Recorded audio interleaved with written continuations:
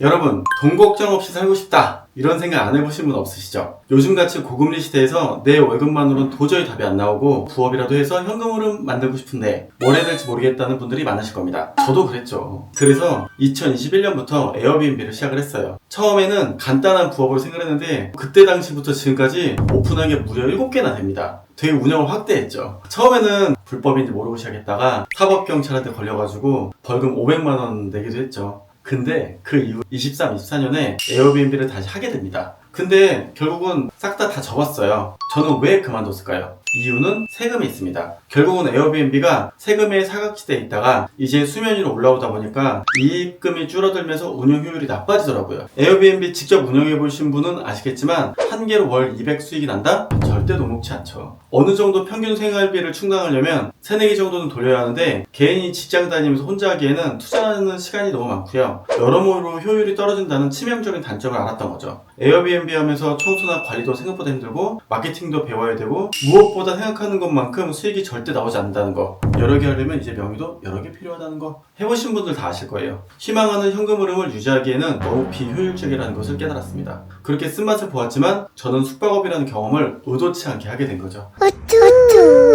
처음에는 부산에서 모텔을 시작을 했습니다. 하지만 리모델링하고 정상 운영할 때까지 이자를 막아야 되다 보니까 또다시 현금 흐름이 필요한 거죠. 그래서 추가로 고시원을 창업하게 됩니다. 진짜 얼마나 바둥바둥 했는지 아시겠어요? 문제는 그동안 점술업을 안 한 적도 없었다는 게 문제입니다. 2개, 3개 막 같이 했다는 거예요. 숙박업 오픈을 위해서 다른 숙박업을 창업한다는 게 고시원은 생각보다 안정적인 현금 흐름을 만들어주는 사업이었습니다. 에어비앤비처럼 매일 예약을 받을 필요도 없고 한 번 입실하면 한 달에서 3개월씩 쭉쭉 장기 거주하니까 청소할 인력이 점점 줄어들어도 되고 한 달 순이익이 600만 원 정도가 생각보다 안정적으로 나오면서 관리도 정말 수월했습니다. 그렇게 저는 숙박업을 통해 안정적인 현금 흐름을 만들었습니다. 물론 청소 임원님 못 구할 때에는 새벽에 가서 제가 직접 청소하고 김치도 보내고 쌀도 들여매고 문제가 있는 거주자 때문에 경찰도 한 달에 한 번씩 부르고, 그렇지만 한 달 현금 흐름이 안정적으로 들어오는 거 보고 이자를 메꾸니까 다 참을 수 있었어요. 그렇게 고금리 시대를 에어비앤비에서 고시원, 공유 숙박업을 통해 잘 운영을 하면서 넘겼습니다. 그리고 필이 왔어요. 저의 매종도 센터 부산 호텔이 오픈을 했습니다. 그리고 2-3달이 지나가니까 고시원을 팔아도 될 것 같아요.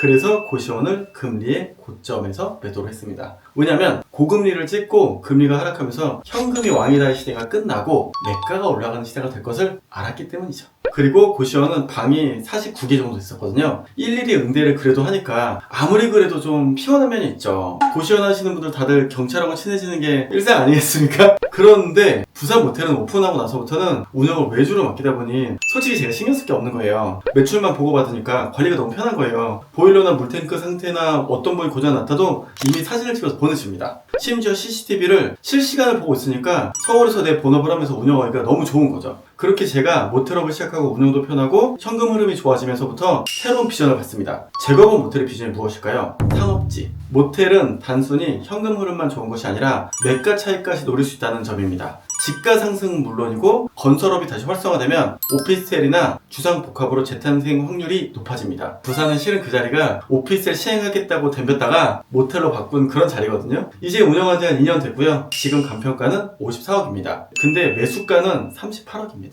리모델링 비용은 한 8억 정도 들었거든요. 그동안 운영하면서 받은 수익은 제외하고의 돈입니다. 얼마나 좋았겠어요, 그죠? 그래서 저는 모텔의 장점을 보고 다음 모텔 매수를 위해 고시원을 팔았고 그 여세를 몰아서 추가 자금을 합쳐서 신촌 모텔 매입을 했습니다. 저의 영상을 보신 분들은 아실 텐데 100억짜리 간평 신촌 모텔을 저는 현금 5.8억을 들고 매수했습니다. 오픈하고 운영하고 나서부터는 배환 대출이 되어서 매수 계약금 딱 든 이래로 1년 후에 저는 10억을 돌려받았습니다. 심지어 당산동 모텔은 2천만 원 갖고 샀습니다. 나머지 다 대출 세팅을 했죠. 저희 수강생 중에서는 영원 세팅으로 모텔 매수해서 이미 오픈까지 한 분도 계시죠. 아파트에서 대출을 만들어낸 거예요.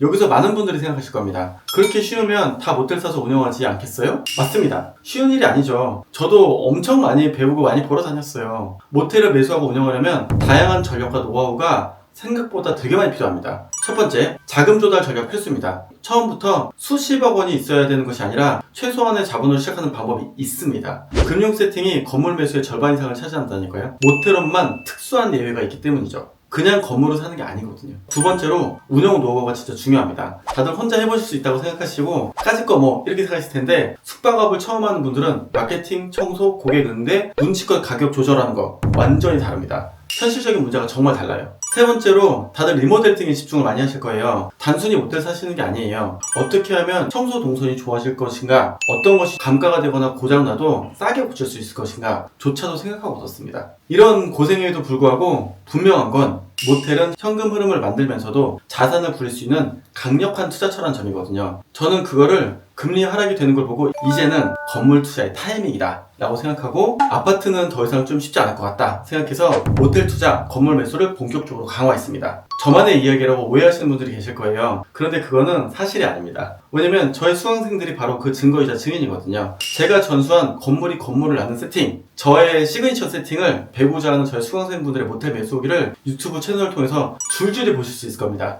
큰 금액을 배팅한 분도 있습니다. 매수하자마자 60억 번 분도 있어요. 최소 금액인 4억, 5억으로 투자한 분도 있습니다. 다양한 사례가 많이 있습니다. 앞으로도 계속 등장하실 예정입니다. 저한테 지금 에어비앤비 여러 개 해라, 그럼 당연히 전 안 하죠. 매가도 많이 들지, 손도 많이 가지, 개수가 여러 개로 늘어나서 수익이 더 확대될 만한 방향도 별로 없지, 이런데 왜 하겠어요. 제 영상을 보고 여러분들도 모텔을 통해 안정적인 현금 흐름을 깔고 매가 차익을 바라며 물건이 물건을 낳는 비밀을 알고 싶다, 아래 링크를 클릭해서 신청해 주십시오. 무료 강의 및 Q&A 세션에서 보다 자세한 내용을 알려드릴게요. 영상 시청해주셔서 감사드리고요. 영원 강의에 참여하기 어려운 분들은 구독 눌러주시면 또 다른 부동산, 건물, 아파트의 투자 정보로 찾아뵙도록 하겠습니다. 감사합니다.